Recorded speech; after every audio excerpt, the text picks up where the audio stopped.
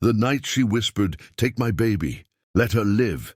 The snow was already swallowing the road, erasing every footprint, as if the world itself wanted no witnesses. The wind howled across the plains like a living thing, clawing at the broken fences and the skeletal cottonwoods lining the county road, carrying with it the smell of iron and frost and desperation.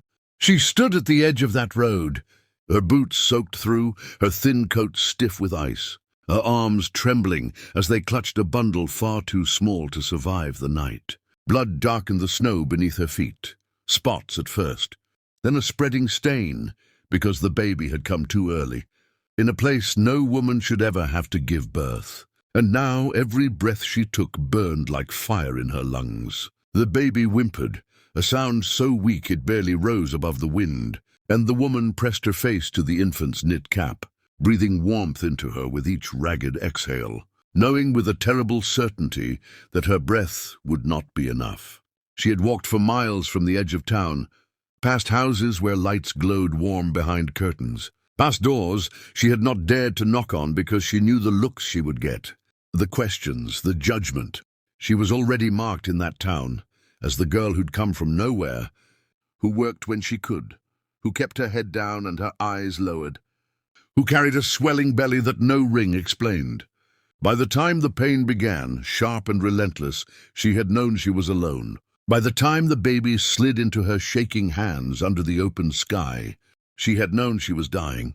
The truck lights appeared like a miracle she didn't deserve. Two beams cut through the white darkness, slow and cautious, bouncing over ruts in the road. The engine growled low, steady, a sound of strength and purpose, and she turned toward it with what little strength she had left. She raised one arm, then both, waving frantically, nearly dropping the bundle as her knees buckled. The truck slowed, tires crunching over snow, and stopped a few yards away. For a heartbeat, nothing happened. Then the driver's door opened, and a man stepped out into the storm. He was big, broad-shouldered, tall, moving with the careful heaviness of someone used to carrying weight, but his movements were gentle, almost cautious, as if the night itself were fragile.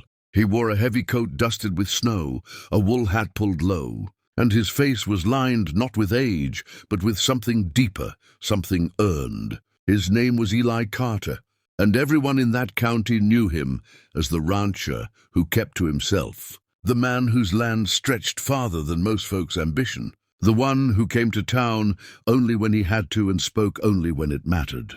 He took in the scene in front of him in one glance, the blood, the woman swaying on her feet, the tiny bundle cradled to her chest, the way her eyes shone with fever and fear.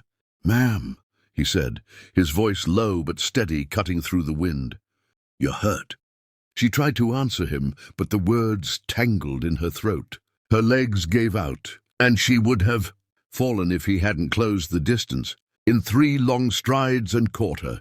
She was lighter than she should have been, bones sharp under his hands, her body trembling violently as he eased her down onto the tailgate of his truck. The baby whimpered again, and the sound ripped something open in him, something he hadn't let himself feel in a long time. Eli had delivered calves in worse storms than this, had pulled animals from mud and ice and fire, had faced down men who thought strength was measured by cruelty.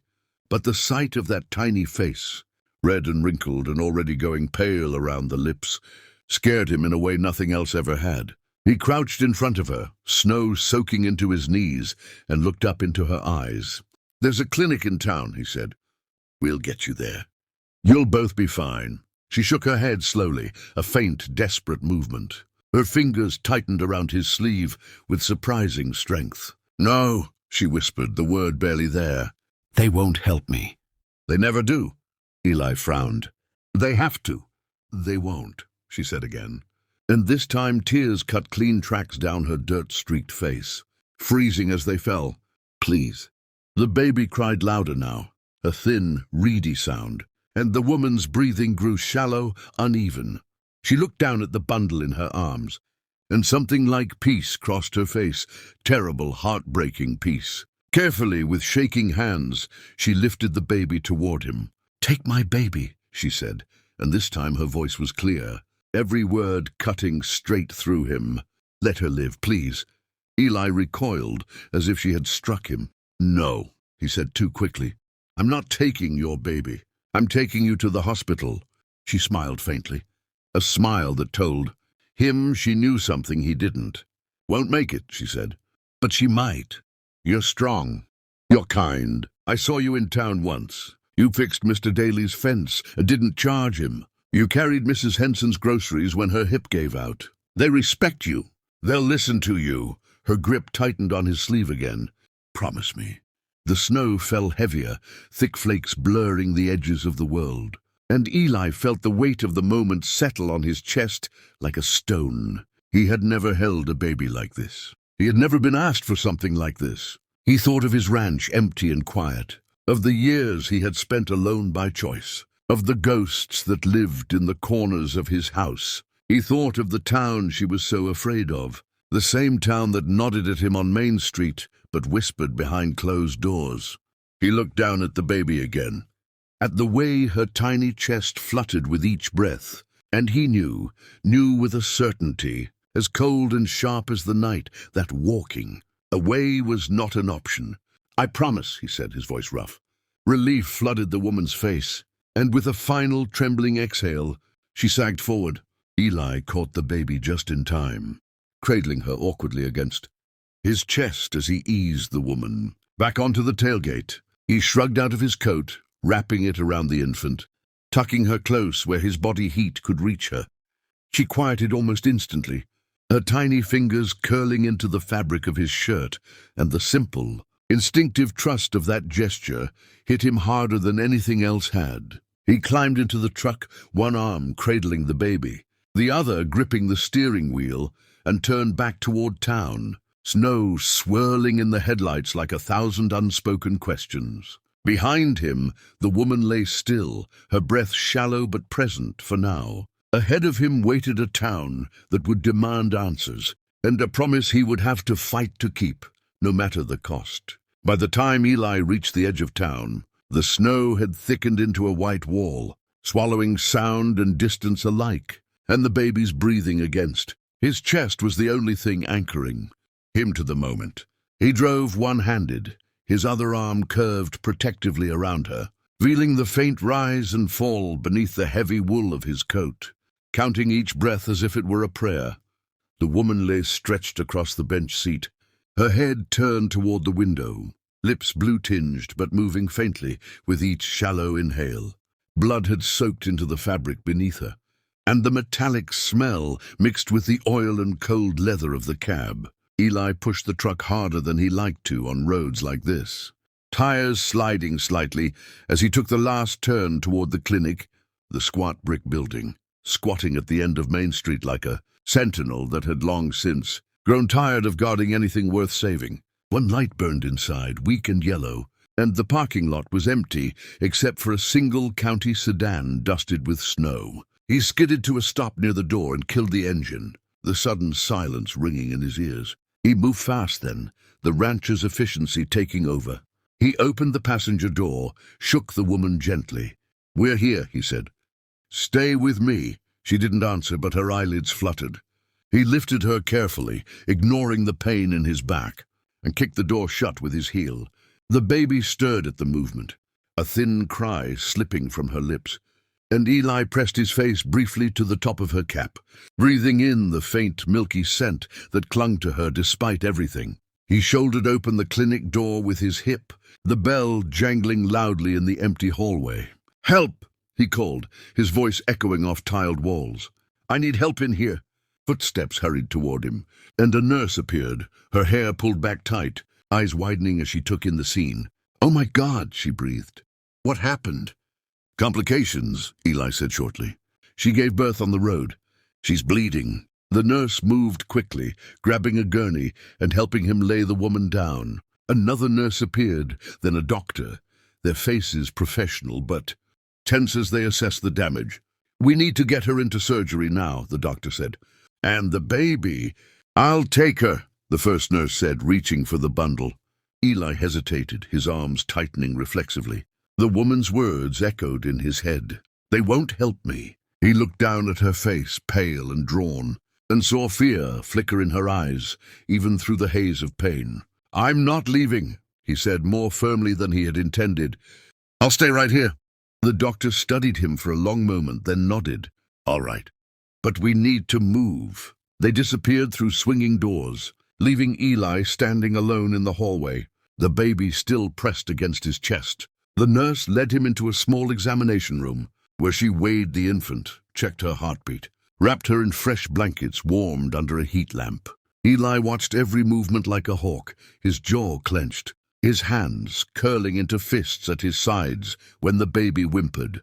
When the nurse handed her back to him, smaller somehow without his coat around her, he felt a strange surge of panic, as if the room itself were too cold, too bright, too full of dangers he didn't understand. "She's early," the nurse said gently, "but she's strong. She's a fighter." Eli nodded, swallowing hard. "Her mother?" The nurse's smile faltered. "The doctor's doing everything he can." Time stretched. Eli sat in a hard plastic chair, the baby asleep against his chest, the rhythmic beeping of distant monitors marking seconds he couldn't afford to waste.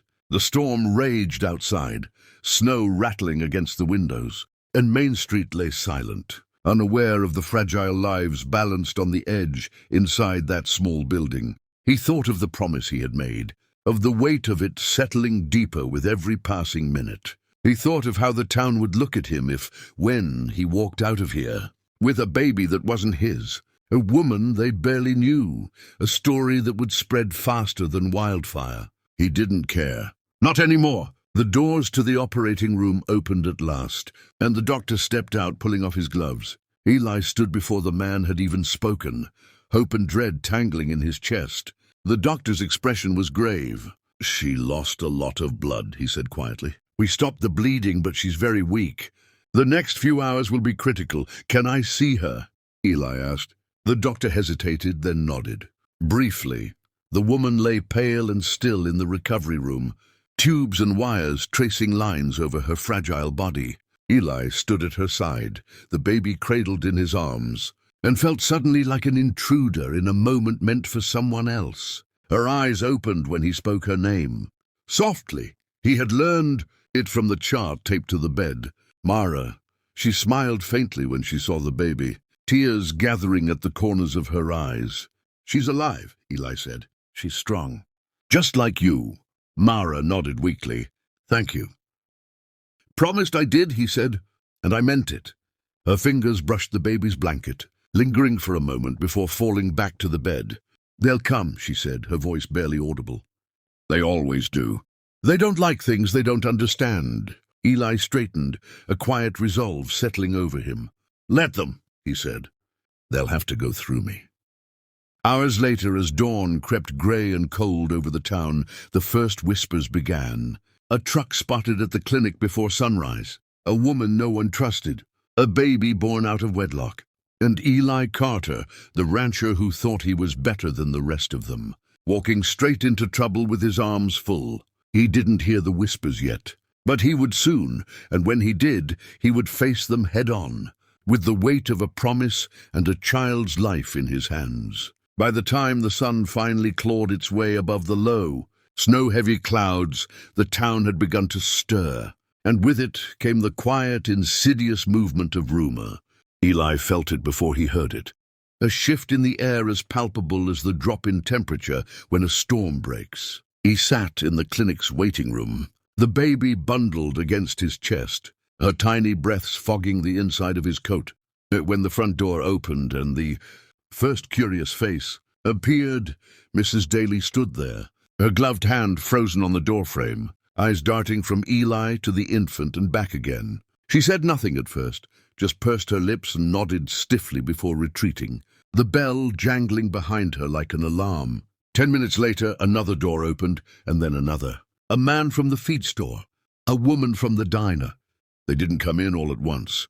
They trickled, each one peering through the glass, each one taking in the scene and carrying it back out into the cold with them, reshaping it as they went. The nurse brought Eli a cup of coffee he didn't remember asking for. "You should eat something," she said softly. "It's going to be a long day." He nodded his thanks but didn't drink. His eyes stayed on the hallway that led to recovery, where Mara lay, fighting for breath and blood and time. Every few minutes, he adjusted his hold on the baby, tucking the blanket tighter, shielding her face from the drafts that slipped under the doors. She slept, unaware of the storm building around her, her tiny mouth forming an O as she breathed. He wondered what she would look like when she smiled, when she laughed. When she was old enough to ask questions, he wasn't sure he could answer. The doctor returned just after sunrise, his shoulders sagging with fatigue. "She's stable," he said. "For now." Eli let out a breath he felt like he'd been holding since the night before. "Can she see a baby?" "In a little while," the doctor said. "But there's something else." Eli stiffened. "What is it?" The doctor lowered his voice. "A social worker is on her way. County policy. Unattended birth, no listed father, no permanent address." He hesitated. "There may be questions." "Promised I did," he said, "and I meant it." Her fingers brushed the baby's blanket, lingering for a moment before falling back to the bed. "They'll come," she said, her voice barely audible. "They always do. They don't like things they don't understand." Eli straightened, a quiet resolve settling over him. "Let them," he said. "They'll have to go through me." Hours later, as dawn crept grey and cold over the town, the first whispers began. A truck spotted at the clinic before sunrise. A woman no one trusted. A baby born out of wedlock. And Eli Carter, the rancher who thought he was better than the rest of them, walking straight into trouble with his arms full. He didn't hear the whispers yet, but he would soon, and when he did, he would face them head-on, with the weight of a promise and a child's life in his hands. By the time the sun finally clawed its way above the low, snow-heavy clouds, the town had begun to stir, and with it came the quiet, insidious movement of rumor. Eli felt it before he heard it. A shift in the air as palpable as the drop in temperature when a storm breaks. He sat in the clinic's waiting room, the baby bundled against his chest, her tiny breaths fogging the inside of his coat. When the front door opened and the first curious face appeared, Mrs. Daly stood there, her gloved hand frozen on the doorframe, eyes darting from Eli to the infant and back again. She said nothing at first, just pursed her lips and nodded stiffly before retreating, the bell jangling behind her like an alarm. 10 minutes later, another door opened, and then another. A man from the feed store, a woman from the diner. They didn't come in all at once. They trickled, each one peering through the glass, each one taking in the scene and carrying it back out into the cold with them, reshaping it as they went. The nurse brought Eli a cup of coffee he didn't remember asking for. "You should eat something," she said softly. "It's going to be a long day." He nodded his thanks but didn't drink. His eyes stayed on the hallway that led to recovery, where Mara lay, fighting for breath and blood and time. Every few minutes, he adjusted his hold on the baby, tucking the blanket tighter, shielding her face from the drafts that slipped under the doors. She slept, unaware of the storm building around her, her tiny mouth forming an O as she breathed. He wondered what she would look like when she smiled, when she laughed. When she was old enough to ask questions, he wasn't sure he could answer. The doctor returned just after sunrise, his shoulders sagging with fatigue. "She's stable," he said. "For now." Eli let out a breath he felt like he'd been holding since the night before. "Can she see a baby?" "In a little while," the doctor said. "But there's something else." Eli stiffened. "What is it?" The doctor lowered his voice. "A social worker is on her way. County policy. Unattended birth, no listed father, no permanent address." He hesitated. "There may be questions." "About the baby's custody." Eli's jaw tightened. "Over my dead body." The doctor studied him, then nodded slowly. "I had a feeling you'd say that." The social worker arrived an hour later, her coat dusted with snow, her clipboard held like a shield. She was polite but distant, her eyes sharp as she asked her questions. About Eli, about Mara, about where the baby would go once she was discharged. Eli answered plainly, carefully, feeling the weight of every word. He told her the truth, that Mara had asked him to protect her child, that he had promised, that he intended to keep that promise no matter what anyone thought. And if the mother doesn't survive?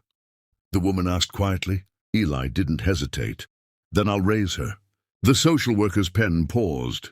She looked up at him, something like surprise flickering across her face. You understand what that means? Yes, Eli said. He thought of his ranch, of long days and lonely nights, of the quiet that would never be quiet again.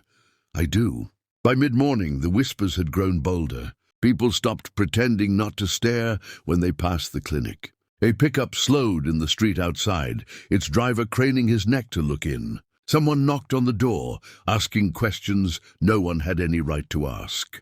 Eli felt the pressure building, a familiar tightening in his chest that reminded him of other times. He had stood alone against a crowd, other moments when doing the right thing had come at a cost. He squared his shoulders and stayed where he was, the baby warm and solid against him, a promise made flesh. Mara saw her daughter that afternoon. Eli carried the baby into her room, his steps careful, reverent. Tears streamed down Mara's face as Eli placed the bundle in her arms.